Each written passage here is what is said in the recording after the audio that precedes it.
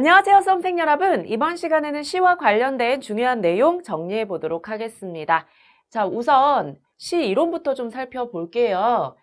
자, 시는 어떤 갈래인지 그리고 어떤 특성이 있는지 함께 정리해 보도록 하겠습니다.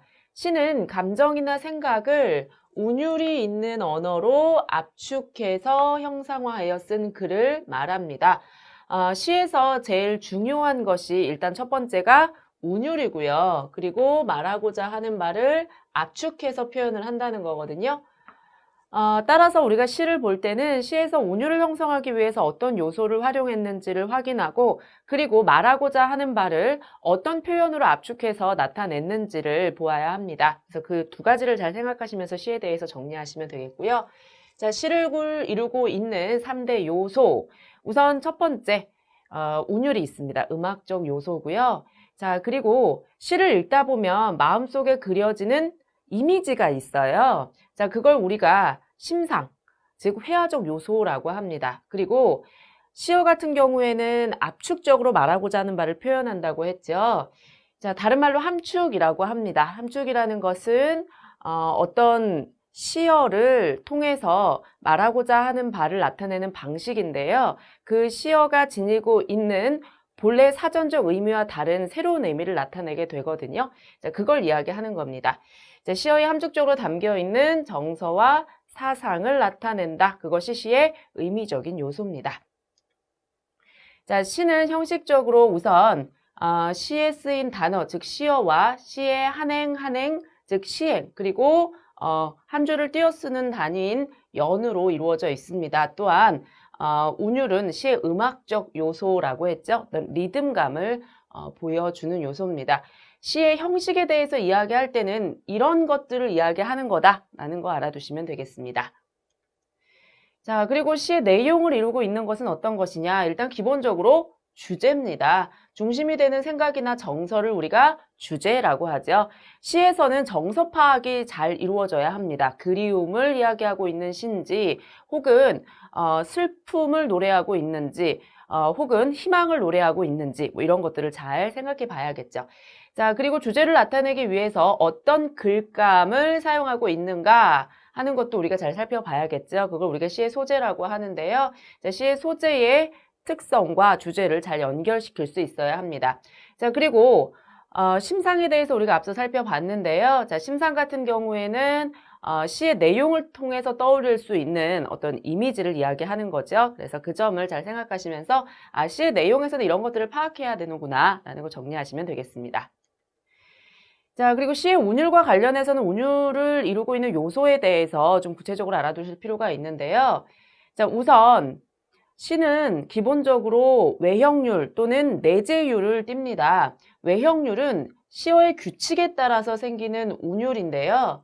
이 규칙이 정해져 있는가가 기준입니다. 정형시에서 나타나는 운율이에요.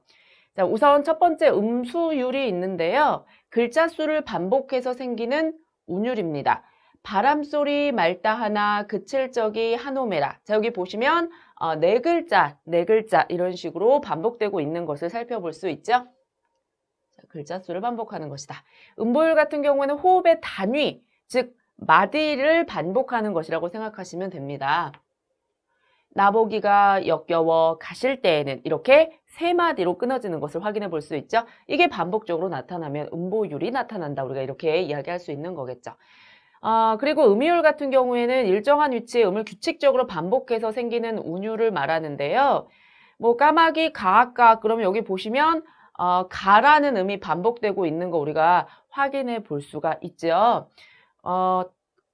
행의 첫 부분에 계속 뭐 같은 소리가 반복될 수도 있고 뭐 중간 부분에 반복될 수도 있고 뭐 끝부분에 반복될 수도 있고 이거는 이제 때에 따라서 좀 다를 겁니다. 그런데 어쨌든 일정한 위치에서 같은 음을 규칙적으로 반복한다면 음이율이라고 하는 겁니다. 특히 음수율과 음보율에 대해서는 잘 알아두셔야겠고요. 그리고 우리가 한 가지 좀 생각해야 될 게 뭐냐면 외형률에 이런 요소가 나타난다고 해서 무조건 외형률의 시는 아니라는 겁니다. 이런 요소에 대한 규칙이 정해져 있고 그에 따라 썼으면 우리가 외형률이다 이렇게 이야기를 하고요. 이런 요소가 나타난다 하더라도 그게 규칙에 따른 것이 아니라면 그럴 때는 우리가 내재율이라고 합니다. 일정한 규칙이 없어서 시에 따라서 자유롭게 생기는 운율인데요. 겉으로 드러나지 않고 보통 이제 자유시에서 살펴볼 수 있는 운율이죠. 대부분의 우리가 접하는 시들은 내재율이라고 생각하시면 됩니다. 특히 현대시 같은 경우에는 내재율이라고 생각하시면 되겠죠. 자, 그 다음에 운율을 이루는 요소들이 어떤 것들이 있느냐. 자, 이런 요소들을 잘 알고 계시면 시의 운율을 잘 파악할 수가 있겠죠. 당당당 당추자. 자, 지금 여기 보시면 같은 소리, 음을 반복한 것을 볼 수가 있죠. 자, 동음을 반복하는 경우가 있고요. 자, 그리고 춘풍 니불 아래 서리서리 넣었다가 서리서리 이런 식으로 뭐 의성어나 의태어 같은 음성 상징어를 이제 반복하는 그런 경우도 생각해 볼 수가 있습니다. 자, 그리고 대꾸라고 하는데요. 자, 통사적 구조, 문장 구조를 반복하는 경우가 있어요. 말없은 청산이요, 태없은 유수로다 라고 하면 지금 여기서 뭐뭐 없은 뭐뭐 이런 식으로 반복되고 있는 것을 우리가 확인해 볼 수가 있죠. 자, 이런 것들이 우리가 시에서 운율과 관련해서 중요하게 보아야 할 것입니다. 자, 그 다음에 시의 심상 같은 경우에는 기본적으로 우리 감각과 관련지어서 생각하시면 되겠는데요. 색깔, 모양, 명암, 동작, 자, 이런 것들은 다 어때요? 눈으로 보는 거죠. 자, 눈을 통한 이미지가 나타나 있다. 노란 내 꽃잎이 피려고. 자, 이런 식으로 뭐 색깔을 강조한다거나 이런 내용이 있다. 그러면 시각적 심상이 나타난다. 이렇게 생각하시면 되겠고요. 자, 소리는 우리가 귀로 듣는 거죠. 자, 소리와 같이 귀를 통한 감각. 자, 이것은 이제 청각적 심상입니다. 봄부터 소쩍새는 그렇게 울었나 보다. 자, 소쩍새가 우는 소리 귀로 듣는 거죠. 자, 이런 것들을 표현하면 청각적 심상이 나타나 있다. 이렇게 보시면 되겠고요. 자, 그 다음에 냄새와 같이 코를 통한 감각. 이것은 우리가 후각적 심상이라고 합니다. 매와 향기 홀로 아득하니. 자, 지금 여기 보시면 어떤 향기 이런 것들을 보여주고 있으니까요. 이것은 코로 확인할 수 있는 후각적 심상과 관련이 있겠죠. 쓰디쓴 약과 같은 인생. 자, 약의 맛을 여기서 얘기했잖아요. 자, 이 맛과 같이 혀를 통한 감각은 우리가 미각적 심상이라고 합니다. 어느 감각기관으로 느낄 수 있는 것을 제시하고 있는가, 이걸 좀 잘 생각을 해주시면 되겠죠. 자, 그리고 온도, 피부 감각 이런 것처럼 살갗을 통해서 어떤 감촉을 느낀다거나 하는 것과 관련된 내용이 나오면 촉각적 심상이라고 생각하시면 됩니다. 아버지의 서늘한 옷자락을 느끼는 것은, 자, 여기서 서늘하다, 이건 어떻게 느낄 수 있나요? 우리가 피부로 느낄 수 있는 거죠. 자, 이런 것은 촉각적 심상이라고 생각하시면 됩니다. 근데 특히 중요한 게 공감각적 심상이에요. 다른 것들은 사실 우리가 쉽게 파악할 수 있는데 공감각적 심상 같은 경우에는 좀 더 생각을 하셔야 되거든요. 자, 감각의 전이가 나타나는 건데요. 한 대상에 대한 감각이 다른 종류의 감각으로 옮겨가는 것. 그래서 동시에 두 감각을 나타내는 것을 말합니다. 감각이 그냥 단순하게 나열되어 있는 걸 얘기하는 게 아닙니다. 지금 여기 보시면 푸른 종소리라고 했거든요. 자, 종소리는 뭐예요? 청각이죠. 그런데 이것이 눈으로 느낄 수 있는 것처럼 이렇게 색깔이 있다고 표현을 했단 말이에요. 청각을 시각화해서 나타냈죠. 푸른 종소리. 이런 것을 우리가 공감각적 심상이라고 합니다. 공감각적 심상은 좀 잘 구별해서 알아두셔야겠습니다. 자, 그리고 시의 갈래에 대한 것은 이제 간단하게 좀 살펴볼 텐데요. 형식상으로는 우선 일정한 형식으로 굳어진 정형시와 특정한 형식에 얽매이지 않고 자유롭게 쓴 자유시, 그리고 행의 구분이 없이 산문처럼 쓴 산문시가 있습니다. 얘도 운율이 있기 때문에 산문이라고 하지 않고 산문시라고 하는 건데요. 우리가 특히 이제 정형시와 자유시에 대해서는 좀 잘 봐두어야 합니다. 되게 우리가 앞으로 공부할 이 현대시들은 자유시에 해당이 되고요. 고전시가들은 보통 정형시입니다. 그래서 그거 참고해서 잘 알아두시면 되겠고요. 산문시는 자주 등장하지는 않아요. 근데 이런 시가 있구나라는 거 알아두시면 되겠습니다. 자, 그리고 우리가 배우는 대부분의 시들은 서정시입니다. 개인의 어떤 정서를 읊은 시를 서정시라고 해요. 서사시는 어떤 이야기가 나와 있다라고 해서 우리가 서사시라고 하는데요. 건국신화나 영웅의 이야기 같은 것들이 등장을 합니다. 자, 그리고 우리가 보는 이제 많은 편수의 시들이 순수시일 텐데요. 개인의 서정을 중시한 시를 우리가 순수시라고 하고요. 부정적 현실에 대해서 비판하고 개선을 촉구하는 시를 참여시라고 하는데 참여시의 경우에는 아무래도 시대적 배경을 이해해야 이 시에서 말하고자 하는 바를 잘 알 수가 있겠죠. 그래서 그 점 참고해서 참여시에 대해서 이해하시면 되겠습니다. 자, 그 다음 시와 관련해서 우리가 알아두어야 할 몇 가지 용어들이 있습니다. 자, 우선 서정적 자아 내지는 화자라는 표현인데요. 화자는 기본적으로 말하는 이를 화자라고 해요. 그런데 시에서는 그 말하는 이가 누굴까요? 뭐 기본적으로 우리가 시인이라고 생각할 수도 있겠지만 시인이 아닌 경우도 있을 수 있습니다. 그래서 그걸 좀 주의해서 보셔야 되겠고요. 또 정서를 표현하는 그런 역할을 하기 때문에 서정적 자아 이렇게 얘기를 하기도 하죠. 자, 이육사의 광야에서 보면 좀 남성적인 성격의 화자가 나와요. 강인하고 의지적이고 그런 모습이죠. 그런 걸 우리가 남성적이다 이런 식으로 표현을 하고요. 가시리에서 보면 좀 순종적인 전통의 여인이 화자로 나타나 있는 것을 볼 수가 있습니다. 좀 섬세하고 부드러운 그런 어조를 활용할 때 우리가 여성적 화자 이런 식으로 이야기를 많이 합니다. 자, 그리고 엄마야 누나야 같은 시에서 보면 어린 소년이 화자로 나타나기도 합니다. 뭐 시에서 말하고자 하는 바를 잘 나타낼 수 있는 화자를 보통 내세우고요. 그리고 이 화자는 성격이 어떠한가가 시의 어조를 통해서 드러납니다. 그래서 그러한 것들을 좀 잘 생각하시면서 화자에 대해서 이해하시면 되겠습니다. 자, 그리고 시적 대상이란 누구인가? 시적 대상, 말이 좀 어려워 보일 수 있는데요. 작품에서 화자가 바라보는 인물이나 사물 혹은 현실을 시적 대상이라고 합니다. 자, 그리고 상황이라고 하면 시 속의 화자가 처한 현실을 나타내는 것이고요. 자, 이 상황을 바탕으로 우리가 시의 장면 이런 것들을 떠올려 볼 수가 있겠죠. 자, 그 다음에 정서는 무엇이냐? 사실 우리가 평소에 많이 쓰는 말로 바꾸어 얘기하면 감정입니다. 시적 상황에서 화자나 시적 대상이 느끼는 감정, 이걸 우리가 정서라고 하고요. 간혹 이 정서가 직접적으로 드러나 있는 경우도 있어요. 뭐 그립다 이런 식으로 드러나 있는 경우가 있으니까 그런 경우에는 우리가 좀 더 쉽게 정서를 파악할 수가 있겠죠. 자, 그 다음에 태도는 무엇이냐? 자, 태도는 시적 상황에서 화자나 시적 대상에 보이는 어떤 대응 방식,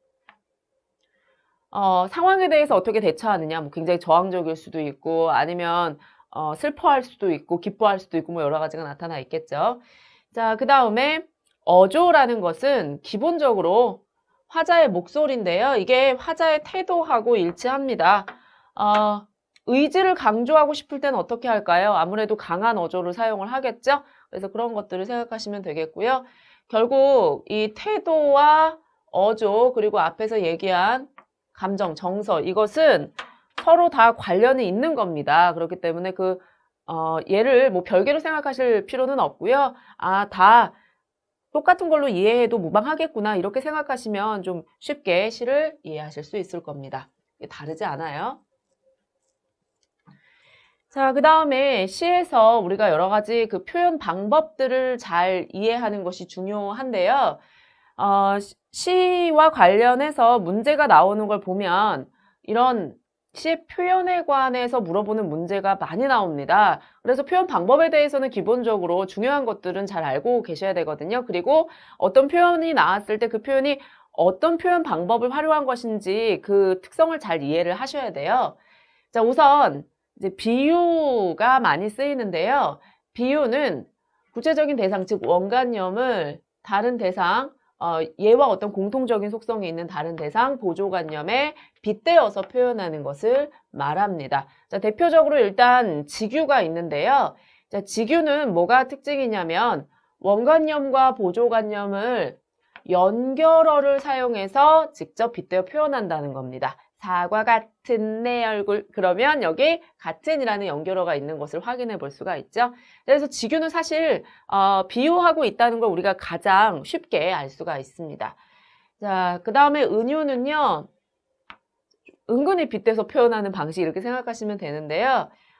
여기서는 원관념과 보조관념 사이의 연결어를 제시하지 않고 A는 B 이런 식으로 빗대어 표현한다거나 아니면 원관념을 숨기고 보조관념만 나타내기 때문에 비유라는 것을 잘 눈치채지 못하는 경우도 있어요. 그래서 좀 주의해서 보셔야 되거든요. 자, 내 마음은 호수요. 얘는 지금 A는 B 이런 형식을 통해서 잔잔하고 고요한 자신의 마음의 상태를 호수에 빗대서 나타낸 것을 볼 수가 있죠. 자, 그 다음에 대유는 무엇이냐? 대유는 부분이나 속성을 들어서 전체를 대신하는 방식입니다. 자, 여기 보시면 칼은 펜을 이길 수 없다라고 했는데 이 칼이 정말로 그 사전적 의미로서의 칼을 나타내는 게 아니고요. 무력을 나타내는 것이고 펜 같은 경우에는 어떤 글의 힘, 이것을 나타낸다고 볼 수가 있겠죠.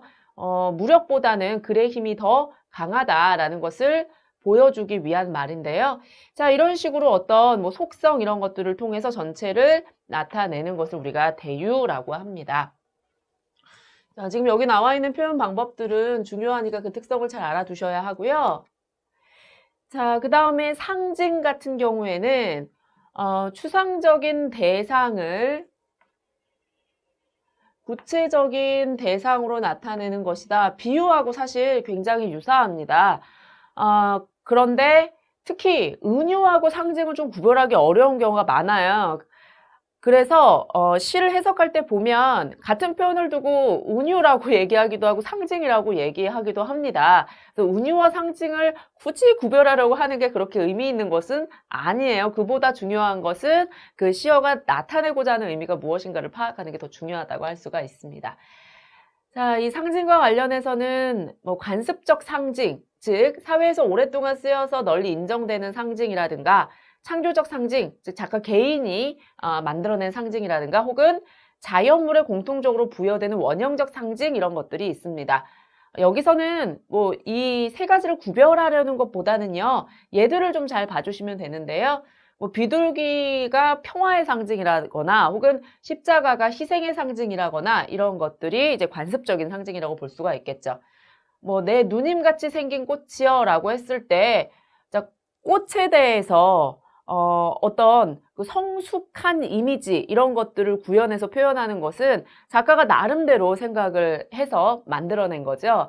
자, 그리고 뭐 해와 달을 보고 광명을 나타낸다고 한다거나 물이나 불에 대해서 생명을 나타낸다고 하고 혹은 뭐 죽음을 나타낸다고 하는 것은 이제 자연물에 대해서 우리가 어떤 상징적 의미를 부여한 것이라고 할 수가 있습니다. 그 자연물이 지니고 있는 속성과 관련지어서 이런 상징적 의미를 부여한 것이라고 할 수가 있겠죠. 그래서 상징에 대해서는 그 상징적 의미를 해석하는 게 가장 중요하다 이렇게 생각하시면 되겠습니다. 자, 그리고 시적 허용이라는 것이 있는데요. 시적 허용은 뭐냐면 문법에서 좀 어긋난 표현을 하는 겁니다. 어긋나게 표현하는 거. 이렇게 함으로써 시에서 말하고자 하는 의미를 강조하고 그리고 또 운율을 형성할 수도 있습니다. 여기 보시면 먼 산이라고 했잖아요. 먼이라고 써야 맞는데 먼 이렇게 썼단 말이에요. 그러면 어떤 느낌이 들어요? 저 멀리 있는 그런 느낌이 들죠. 자, 그걸 나타내기 위해서 이런 표현을 쓰는 겁니다. 그래서 시적 허용이라는 것은 문법에는 어긋난 표현이지만 이걸 통해서 운율을 느끼게 할 수도 있고 그리고 의미를 강조할 수도 있다. 참고해서 알아두시면 되겠습니다. 자, 그러면 이제 구체적으로 시의 내용을 좀 정리를 해보도록 합시다. 주요 작품들의 중요한 내용들, 여러분들이 꼭 알아두어야 하는 내용들 쭉 한번 살펴볼게요. 자, 우선 김소월의 진달래꽃과 관련해서 중요한 내용부터 보겠습니다. 여기에서는 우선 우리가 진달래꽃이 지니고 있는 의미를 잘 파악하는 것이 중요한데요. 자, 화자는 나를 떠나겠다는 님 앞에 진달래꽃을 뿌리고 있죠. 자, 그건 뭡니까? 나를 떠난다고 하더라도 나는 끝까지 님을 사랑하는 마음이 있기 때문에 님을 축복하고 또 님을 위해서 희생하겠다라는 어떤 마음을 보여주는 거죠. 님에게 그 꽃을 들여밟고 가라고 이야기를 하잖아요. 그 얘기는 님을 위해서 나는 희생할 수 있고 그리고 그걸 다 감당할 수 있다라는 화자의 어떤 큰 사랑을 보여주는 것이라고 할 수가 있습니다. 그리고 사실 꽃을 밟고 가라는 건 뭡니까? 자기를 밟고 가라는 거죠. 꽃 자체는 화자의 분신이라고 볼 수 있을 거예요. 결국 진달래꽃이라는 것은 님에 대한 사랑을 나타내는 시적 화자의 분신이라고 할 수 있을 거고요. 아름답고 강렬한 그런 사랑을 나타내기 위해서 붉은 꽃에 빗대어서 표현을 했을 겁니다. 떠나는 님에 대해서 축복하면서 또 이 꽃을 뿌리는 심정이 어떻겠어요? 자, 임과 이별하는 어떤 슬픔과 한을 꽃을 통해서 나타낸다고도 볼 수가 있겠죠. 자, 그리고 이 시에서는 죽어도 아니 눈물 흘리우리다 라는 표현을 사용하고 있는데요. 여기서 나타나는 표면적 의미는 슬퍼도 꾹 참고 님을 보내드릴 것이다 라는 거지만 사실 이 표현은 반어적인 표현입니다. 말하고자 하는 바를 반대로 표현을 하는 거죠. 이미 나를 버리고 떠나신다면 나는 너무 슬퍼서 울 수밖에 없을 겁니다. 라는 것을 여기에서 나타내고 있는 거죠. 그래서 이 표현의 의도를 잘 파악하시는 것이 중요합니다. 그리고 반어적 표현과 관련해서 이와 같은 표현 방법이 사용된 것을 골라라 뭐 이런 문제가 잘 나오니까요. 그 점 참고해서 알아두시고 또 그런 문제에서는 꼭 뭐가 나오냐면 반어가 역설하고 구별하기가 좀 어려워요. 역설 같은 경우에는 상황 자체가 모순되고 말이 안 되는 거거든요. 근데 반어는 말은 되는데 그냥 말을 반대로 하는 것 뿐이잖아요. 그래서 그런 점에서 좀 잘 구별해서 알아두셔야 하고 반어에 대해서 물어보는 문제에서는 역설의 예를 제시해서 헷갈리게 하는 경우가 많으니까요. 그걸 좀 잘 생각하시면서 문제를 풀어주셔야겠습니다. 자, 그리고 이 김소월 시에서 보면 좀 민요적 율격을 활용하는 경우가 많아요.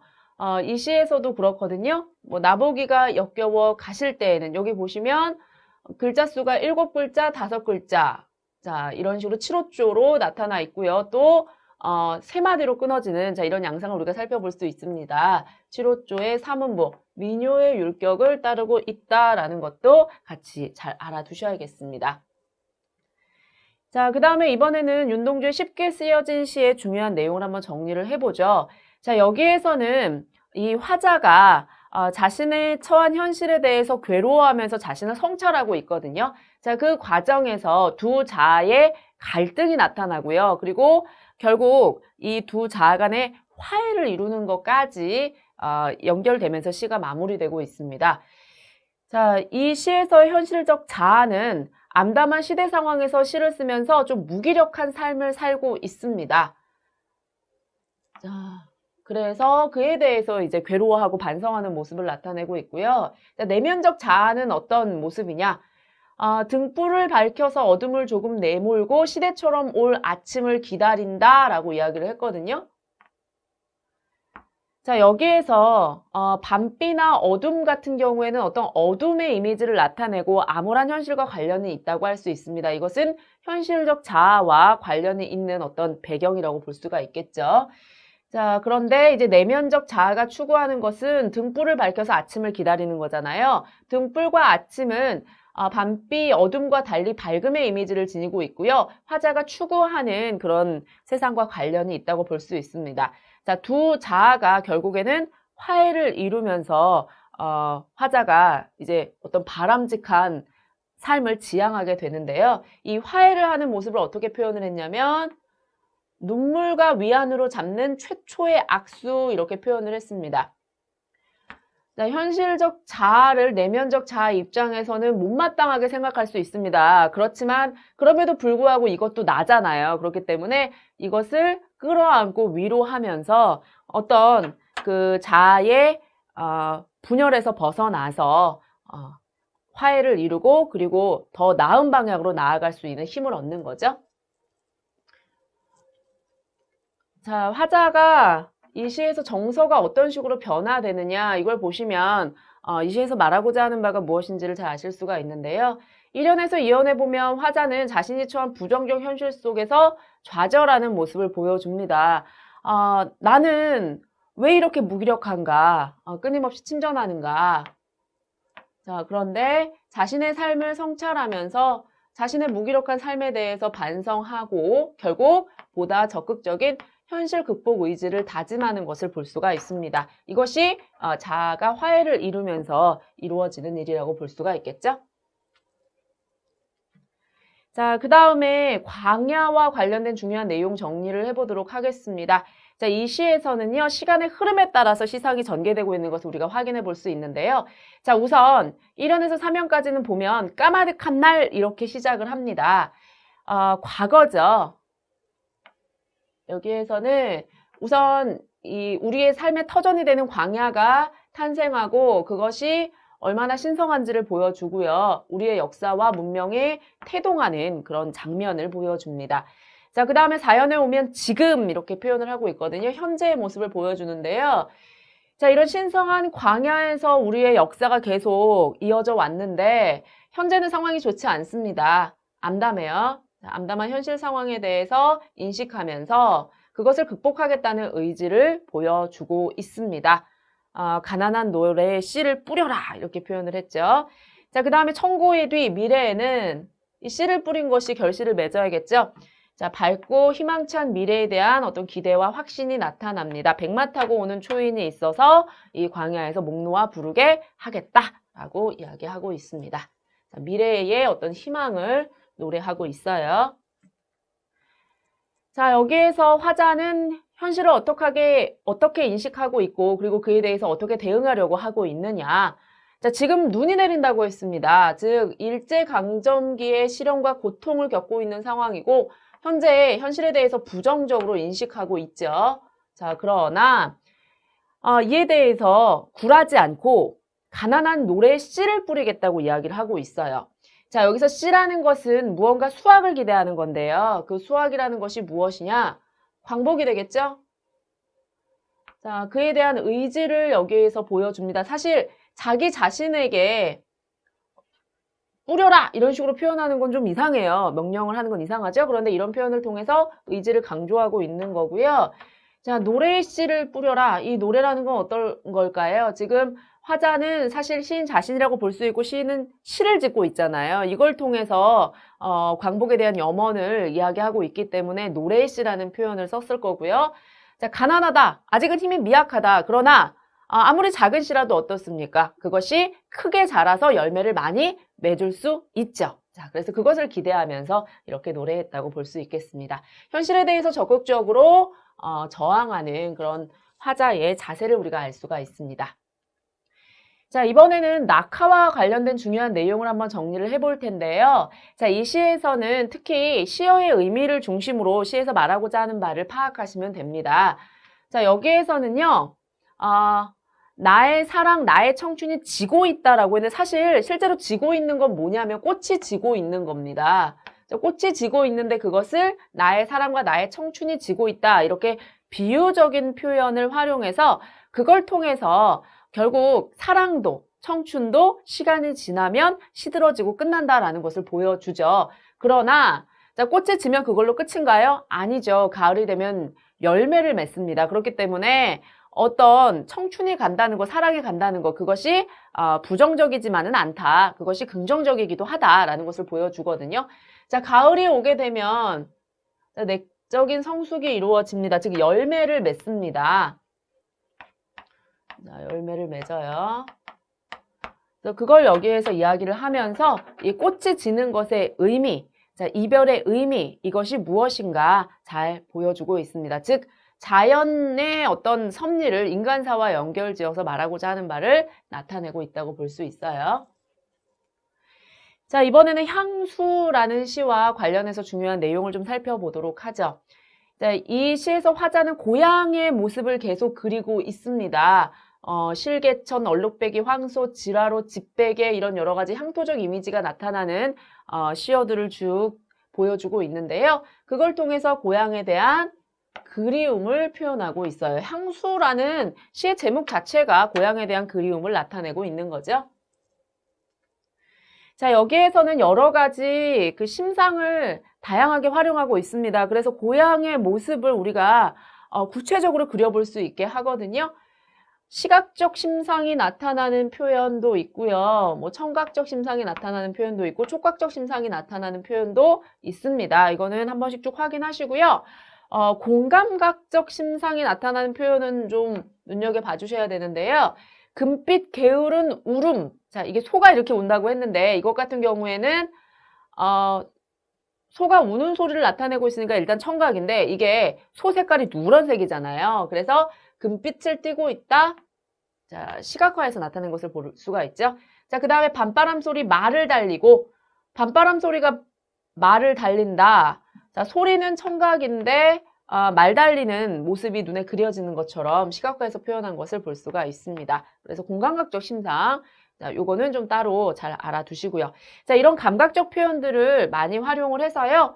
좀 참신하고 선명한 자, 그런 이미지를 잘 나타냈습니다. 또 감각적 심상이 지닌 어떤 서정성 이런 것들을 극대화해서 고향에 대한 그리움을 아주 잘 느껴지게 하고 있죠. 이렇게 구체적인 장면들을 떠올릴 수 있다는 건 그만큼 고향에 대한 애정이 깊고 그리고 고향이 많이 그립다는 얘기잖아요. 그래서 그러한 것들을 여기에서 이런 감각적 표현을 통해서 잘 보여주고 있습니다. 자, 그리고 이 시 같은 경우에는 그곳이 차마 꿈엔들 이칠리야 라는 그런 후렴구가 계속 반복되고 있어요. 자, 반복되는 요소가 나오는 건 운율을 형성하죠. 자, 그리고 여기에서는 후렴구를 경계로 해서 각 연이 구분이 되고요. 시상이 이제 매듭지어지는 효과가 있습니다. 그리고 시 전체의 어떤 이미지의 통일성을 부여해 주고요. 같은 위치에 같은 말이 계속 반복되는 거기 때문에 구조적으로 안정감이 생깁니다. 자, 그리고 내용적으로는 그곳이 차마 꿈엔들 이칠리야 이게 뭐예요? 꿈에라도 잊을 수가 없다. 즉 그곳이 그만큼 그립다라는 거잖아요. 자, 화자의 정서, 시적 분위기 이런 것들을 후렴구의 반복을 통해서 잘 보여줍니다. 즉 절실한 그리움을 드러내고 있는 거죠. 자, 화자가 고향을 떠올리면서 그에 대해서 느끼는 정서를 집약적으로 잘 보여주고 있다고 할 수 있겠습니다. 기본적으로 화자의 정서를 강조하고 또 운율을 느껴지게 한다라는 것을 잘 기억하시면 돼요. 자, 그 다음에 가는 길과 관련된 중요한 내용 좀 정리를 해봅시다. 이 시 같은 경우에는 시행의 배열이 좀 독특하거든요. 자, 그것이 시적 의미에 어떤 관계를 지니는지 한번 보죠. 자, 1, 2연에서 보면 좀 망설이는 화자의 내면을 나타내기 위해서 시행을 의도적으로 짧게 끊었고요. 그래서 호흡이 좀 느려졌습니다. 자, 지금 앞부분에서 먼저 정서를 노래하고 있죠. 자, 그런데 뒷부분에 가면 시행의 길이가 좀 길어져요. 그래서 호흡이 빨라지거든요. 자, 왜 그런가 하면 여기서 지금 보여주고 있는 게 떠나기를 재촉하는 모습을 보여주고 있습니다. 까마귀가 빨리 가야 된다고 울고 그리고 강물이 빨리 따라오라고 흐르고 하죠. 자, 여기서는 정서를 부각시키는 경치를 나중에 제시하고 있습니다. 보통 선, 경, 후, 정으로 된 시들이 많거든요. 앞에 정서를 먼저 얘기하기보다는 경치를 얘기하고 그 경치로 인해서 촉발되는 정서를 이야기하는 경우가 많은데 이 시 같은 경우에는 정서를 먼저 얘기하고 경치를 나중에 얘기했다는 거. 자, 그것도 좀 눈여겨봐 주셔야겠습니다. 헷갈리기 쉬우니까요. 자, 그리고 이 시에서는 까마귀와 강물이라는 객관적 상관물이 나와요. 자, 이 객관적 상관물은 기본적으로 화자의 정서를 부각시키는 역할을 합니다. 자, 까마귀는 서산에 해가 진다고 지적이고요. 강물은 어서 따라오라며 흘러가거든요. 즉, 빨리 이별을 해야 된다고 재촉을 하고 있습니다. 그걸 통해서 이별의 정한을 더 심화하는, 즉 애틋하게 만드는 자, 그런 역할을 하고 있다고 볼 수 있겠죠. 자, 객관적 상관물이라는 것이 어떤 것인지 여기서 좀 알아두셔야겠습니다. 자, 그리고 이 시 같은 경우에 운율상으로 좀 여러 가지 요소들을 활용한 것을 볼 수가 있는데요. 니은, 리을, 미음, 이음 같은 어떤 비음이나 유음 같은 것을 많이 사용해서요. 특히 이제 끝부분에 강물 흐르는 걸 얘기할 때 물이 정말로 흘러가는 듯한 그런 느낌을 주면서 운율을 형성하고 있는 것을 살펴볼 수가 있고요. 자, 그리고 김소월의 시에서는 민요의 율격이 많이 나타난다고 했죠. 7호조의 삼음보의 율격 나타나는 것을 볼 수가 있습니다. 그런데 그것을 1, 2연에서는 하나의 음보를 한행으로 배치하고 3, 4연에서는 한행 또는 두행이 삼음보를 이루도록 변형을 했어요. 그래서 어떤 호흡에도 영향을 준 것을 볼 수가 있습니다. 이건 참고해서 알아두시면 되겠어요. 자, 이번에는 새들도 세상을 뜨는구나 라는 황지우의 시와 관련해서 중요한 내용 살펴보겠습니다. 이 시 같은 경우에는 극장에서 이제 영화를 보려고 하는데 그 전에 이제 애국가가 나오는 그런 장면이 나타나 있어요. 그래서 애국가가 나올 땐 사람들이 다 기립을 해야 되거든요. 자, 그리고 나서 애국가가 끝나면 이제 다시 앉는데, 자, 그 과정과 관련지어서 시상이 전개되고 있습니다. 특히 애국가가 나올 때 이제 노래만 나오는 게 아니라 배경 화면이 나올 거 아니에요? 극장이니까. 그래서 그 배경 화면에 따라서 어떻게 구성이 되는지를 보여주고 있습니다. 자, 애국가가 시작 전에는 영화관이 캄캄해요. 뭐 영화관은 보통 이제 캄캄하게 되어 있죠. 자, 이 캄캄하다는 것은 암울한 현실 상황을 보여주는 것이라고 할 수가 있습니다. 그리고 이 애국가가 나오면서 그려지는 그 화면은요, 삼천리 화려강산의 모습입니다. 아름다운 모습이죠. 그러나 이것은 현실과는 좀 달라요. 답답하고 암울한 군사독재하의 억압적인 현실을 반어적으로 나타낸 것이라고 볼 수가 있죠. 자, 그리고 여기에서는 흰 새떼들이 갈대숲을 날아오르는 모습이 나타나 있습니다. 자, 그것을 보면서 이 세상 밖 어디론가 날아갔으면 하는 소망을 품는 화자의 모습이 나타나 있거든요. 자, 지금은 자유가 없어요. 자, 그래서 그것을 나도 누리고 싶다라는 소망을 느끼게 되죠. 하지만 애국가가 끝나는 순간 자리에 그냥 주저앉아 버립니다. 주저앉는다는 건 뭔가요? 현실에 안주하는 태도라고 볼 수가 있겠죠. 어떤 더 큰 좌절감을 느낍니다. 현실에서 이런 것들을 이룰 수가 없다는 걸 깨닫는 거죠. 자, 여기에서 이 애국가가 하는 역할이 무엇이냐? 일단 기본적으로는 상황을 반어적으로 표현을 하는 겁니다. 애국가의 영상은 굉장히 평화롭거든요. 그런데 우리의 처지는 그렇지 못합니다. 그래서 화자는 거기서 모순을 느끼죠. 즉, 애국가의 화면 속 풍경은 현실에는 존재하지 않는 어떤 이상화된 공간을 보여준다고 할 수가 있어요. 자, 그리고 이것은 현실 비판의 어떤 매개로서도 작용을 하는데요. 애국가의 영상을 화자가 인정하는 듯 하지만 잘 살펴보면 그것은 꾸며진 현실입니다. 즉, 어리석은 민중들을 지배하기 위한 어떤 우미나 정책에 의해서 교묘하게 포장된 거짓이에요. 자, 그래서 그것에 대해서 화자는 우리에게 고발을 하고 있는 거죠. 우리는 지금 속고 있다. 우리는 지금 올바른 현실 속에 살지 못하고 있다. 이걸 여기에서 애국가에 나타난 그 영상을 통해 보여주고 있다는 겁니다.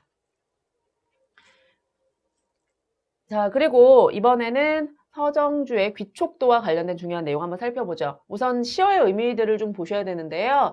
이 시 같은 경우에는 귀촉도 설화와 관련이 있고요. 귀촉도 설화의 내용이 결국 어떤 죽음에 의한 한 이런 것을 다루고 있기 때문에 이 시에서도 그런 것들을 잘 보여줍니다. 서역 산만리라든가 팥족 산만리, 하늘끝 이런 것들은 죽음, 자, 저승의 세계와 관련이 있는 시어들입니다. 죽고 나서 가는 곳들, 뭐 이런 것들을 얘기하는 거죠. 자, 귀촉도, 귀촉도는 하늘 품고 우는 새죠. 자, 그리고 지친 밤하늘, 자, 이런 것들은 화자의 어떤 정서를 보여줍니다. 감정이입의 대상이에요. 한스럽고 슬프고 애절하고 이런 것들 우리가 느낄 수가 있죠. 자, 그리고 화자는 임에게 자기 머리털로 육날 메투리를 삼아 드릴 걸 이렇게 후회하면서 이야기하는 장면이 나오거든요. 자, 임에 대한 화자의 지극한 사랑을 여기에서 보여주고 있습니다. 더 이상 만날 수 없는 임에 대한 어떤 애틋한 마음이 여기에 담겨 있죠. 자, 이번에는 땅끝의 중요한 내용 한번 정리해 보도록 하겠습니다. 시상 전개에 따라서 화자의 정서가 어떻게 변화하는가가 중요한데요. 자, 우선 1원에서는 어릴 적의 모습을 그리고 있습니다. 어릴 적에 꿈과 이상을 추구했지만 끝내 좌절되어서 절망했던 그런 모습을 보여주고 있고요. 2원에서는 뭐 어른이 되고 나서도 마찬가지예요. 힘겨운 삶에서 절망하고 있는 모습이 나타납니다. 그런데 3원에서는 땅끝에서 오히려 삶의 희망을 발견하고 새로운 깨달음을 얻는 내용이 나와요. 자, 시상의 어떤 전환이 이루어지는 것을 살펴볼 수가 있죠. 자, 여기에서는 시어의 상징적 의미에 대해서 좀 정리해 볼 텐데요. 자, 식구를 보고요. 그것을 통해서 알 수 있는 땅끝의 의미에 대해서 살펴봅시다. 어릴 때는 나비를 쫓듯 아름다움에 취해 땅끝을 찾아갔지. 자, 이걸 봤을 때 땅끝이라는 곳은 어린 시절에 화자가 추구하던 아름다운 곳, 즉 이상적인 곳을 나타낸다고 볼 수가 있습니다. 자, 그런데 살면서 몇 번은 땅끝에 서게도 되지, 즉 여기에서 땅끝이란 살면서 맞닥뜨리는 어떤 위기를 나타낸다고 볼 수가 있거든요.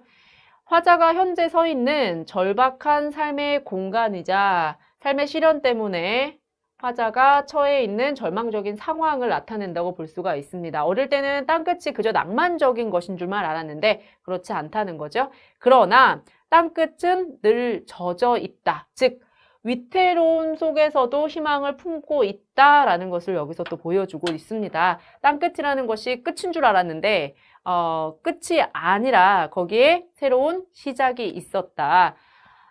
그것을 여기에서 이야기하면서 오히려 삶의 막다른 곳에서 다시 살아갈 힘을 얻는 그런 모습을 잘 나타내고 있습니다. 자, 이번에는 겨울나무로부터 봄나무회로의 중요한 내용 정리해 보도록 하죠. 시상전개 과정에 따른 시어의 상징적 의미들 잘 파악하셔야 되는데요. 자, 여기에서는 겨울나무와 봄나무의 대조가 잘 나타나 있습니다. 겨울의 나무는 추위에 무방비로 노출돼서 두 손을 올리고 벌받는 자세로 서 있습니다. 즉 고난과 시련을 겪고 있지요.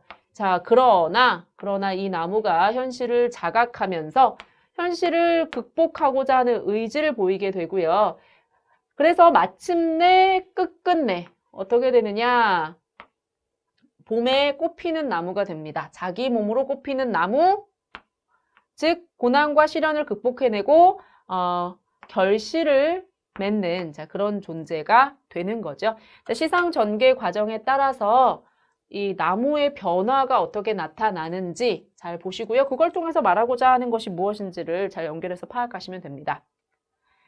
자, 이 시를 사회문화적 상황에 따라서 이해를 하면 1980년대에 민주화에 대한 탄압이 가장 극심했던 것을 떠올리셔야 합니다.